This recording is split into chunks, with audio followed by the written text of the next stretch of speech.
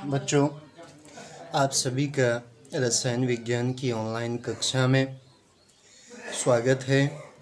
देखिए, आज हमारे पास जो क्वेश्चन है, सबसे पहला आपको तीन प्रश्नावली दी गई है। इनमें से एक प्रश्नावली में आश्रित जल, शेष दो में से एक में अम्लीय विलयन, दूसरे में क्षारीय विलयन। यदि आपको केवल लाल लिटमस पत्र दिया है तो आप प्रत्येक प्रश्नावली में रखे पदार्थों की पहचान कैसे करेंगे। देखिए, मान लिया आपके पास ये तीन प्रश्नावली है।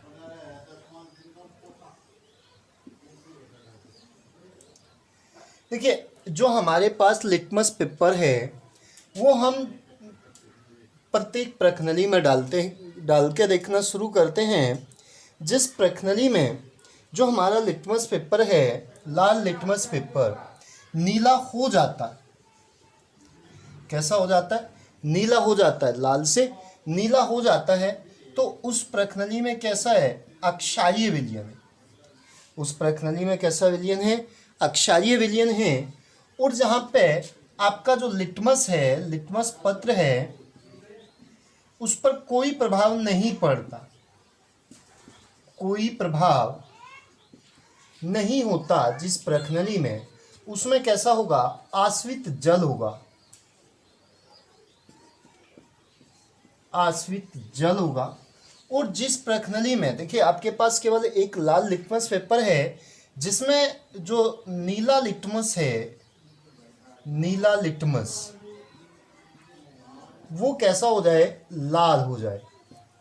वो कैसा हो जाए? लाल हो जाए। तो हमारा कैसा होगा? अम्लीय होगा। तो हमारा विलयन कैसा होगा? अम्लीय होगा। देखिए, सीधी सी बात है, आप पहले जो लिटमस पेपर है उसको डालना शुरू करते हैं।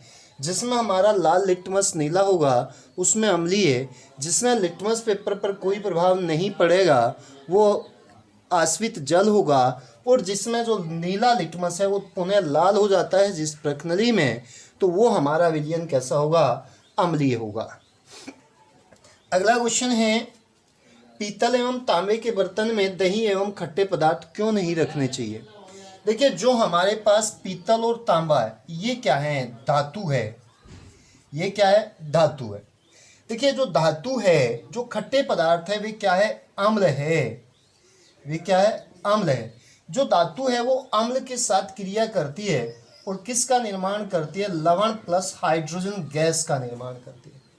जो लवण है वो कैसे होते हैं? हानिकारक होते हैं। लवण कैसे हैं? हानिकारक है। इसलिए हमें जो पीतल व तांबे के बर्तन हैं उसमें दही और खट्टे पदार्थ नहीं रखने चाहिए। देखिए, हमारा क्वेश्चन है, धातु के साथ अम्ल की अभिक्रिया होने पर सामान्यतः कौन सी गैस निकलती है? देखिए, जब धातु अम्ल के साथ क्रिया करती है तो हाइड्रोजन गैस निकलती है। कौन सी निकलती है? हाइड्रोजन गैस निकलती है। इसका एक उदाहरण दीजिए। देखिए, जैसे हमारे पास जिंक है, जैडन है, वो सल्फ्यूरिक अम्ल के साथ क्रिया करता है तो क्या मिलता है? Jadon SO4, zinc sulphate, Jadon SO4 plus का H2O, हाइड्रोजन गैस निकलती है। देखिए, इसने ये कहा है कि इसकी उपस्थिति की जांच आप कैसे करेंगे। देखिए, हमारे पास एक कांच की कठोर प्रश्नावली है। इस कांच की कठोर प्रश्नावली में हम क्या लेते हैं? जिंक लेते हैं, जैडन, और इसमें जो हम सल्फ्यूरिक अम्ल है उसको डालते हैं, H2SO4 को डालते हैं। यहाँ पे एक कार्क लगी होती है। इस कार्क में एक निकास नली व्यवस्थित करते हैं जिसका दूसरा सिरा जल से भरी हुई नाद में खोल देते हैं। इसको जब हम प्रश्नावली को एक स्टैंड पे रख के यहाँ पे बर्नर की सहायता से गरम करते हैं तो गरम करने पर जो हाइड्रोजन गैस निकलती है, यहाँ से जो गैस निकलती है, यहाँ पे अगर हम जलती हुई मोमबत्ती लाते हैं तो फट की आवाज़ से, फट की आवाज़ से क्या होते हैं? फट की आवाज़ से हाइड्रोजन गैस जलती है। तो ये क्या उपस्थिति प्रदर्शित करती है? हाइड्रोजन गैस की उपस्थिति को प्रदर्शित करता है। जो पोप ध्वनि है, फट की जो पोप ध्वनि है, उसके साथ हाइड्रोजन गैस जलती है। देखिए हमारा क्वेश्चन है, यदि कोई धातु ए तनु हाइड्रोक्लोरिक अम्ल, मान लिया हमारे पास धातु ए है, ये किसके साथ, तनु हाइड्रोक्लोरिक अम्ल के साथ क्रिया करती तो बुदबुदाहट उत्पन्न होती है। उत्पन्न गैस जलती हुई मोमबत्ती को बुझा देता है। देखिए जो बुदबुदाहट उत्पन्न होती है वो कार्बन डाइऑक्साइड गैस में होती है और वो किसको, जलती हुई मोमबत्ती को भी बुझा देता है। तो इसमें जो गैस निकलती है वो कौन सी निकलती है, कार्बन डाइऑक्साइड गैस निकलती है। यदि उत्पन्न यौगिक में से एक कैल्शियम क्लोराइड है, CaCl2 है, तो अभिक्रिया के लिए संतुलित समीकरण लिखिए। देखिए यहाँ पे जो HCl है वो किसके साथ, एक यौगिक है उसके साथ क्रिया करता है, कार्बन डाइऑक्साइड और कैल्शियम क्लोराइड देता है। वो कहीं से मिलता है, कैल्शियम कार्बोनेट से मिलता है। किससे मिलता है, कैल्शियम कार्बोनेट है। जो कैल्शियम कार्बोनेट है वो HCl के साथ क्रिया करेगा तो कैल्शियम क्लोराइड, कार्बन डाइऑक्साइड और क्या देता है, H2O जल देता है, H2O जल देता है। तो ये समीकरण हमारा कैसा है, संतुलित समीकरण है जो हमें लिखना था। देखिए हमारा क्वेश्चन है, HCl, HNO3 आदि जलीय विलयन में अम्लीय अभिलक्षण क्यों प्रदर्शित करते हैं, जबकि अल्कोहल एवं ग्लूकोज जैसे यौगिकों के विलयनों में अम्लीयता के अभिलक्षण प्रदर्शित नहीं होते।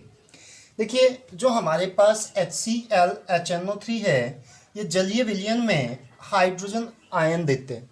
क्या देते हैं, ये जलीय विलयन में हाइड्रोजन आयन देते हैं। जो हाइड्रोजन आयन है वो अम्लीय गुण को प्रदर्शित करता है। जो हमारे पास अल्कोहल है C2H5OH है, या आपके पास ग्लूकोज है C6H12O6 ग्लूकोज है, ये जलीय विलयन में हाइड्रोजन आयन नहीं देते हैं, इसलिए अम्लीय गुण को प्रदर्शित नहीं करते। जब ये हाइड्रोजन आयन नहीं देते तो अम्लीय गुण को प्रदर्शित नहीं करते। अगला क्वेश्चन है, अम्ल का जलीय विलयन क्यों विद्युत का चालन करता है। देखिए जो भी हमारे पास अम्ल है वो जलीय विलयन में हमें हाइड्रोजन आयन या हाइड्रोजनियम आयन देता है, H3O+ देता है।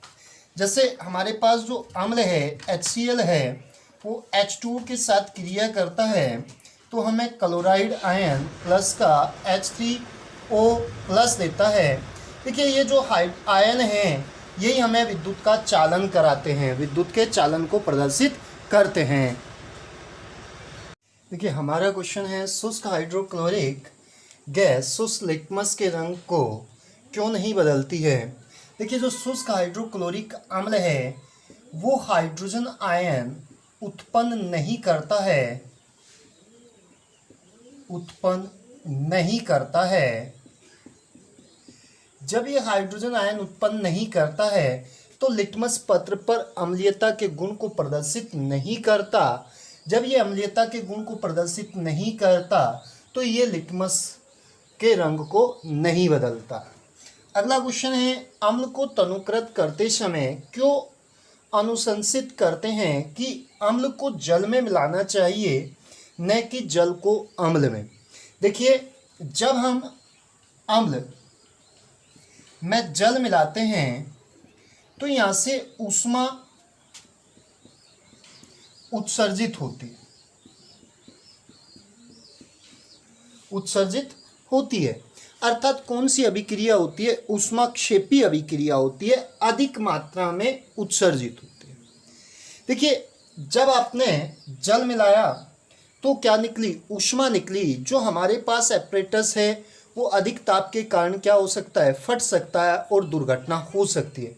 इसलिए हम क्या करते हैं कि जो जल है, जल में अम्ल को बूंद बूंद करके हिलाते हुए डालते हैं जिससे कि ऊष्मा अधिक मात्रा में नहीं निकलती और दुर्घटना की संभावना कम होती है। इसलिए हम अनुशासित करते हैं कि अम्ल को जल में मिलाना चाहिए न कि जल को अम्ल में।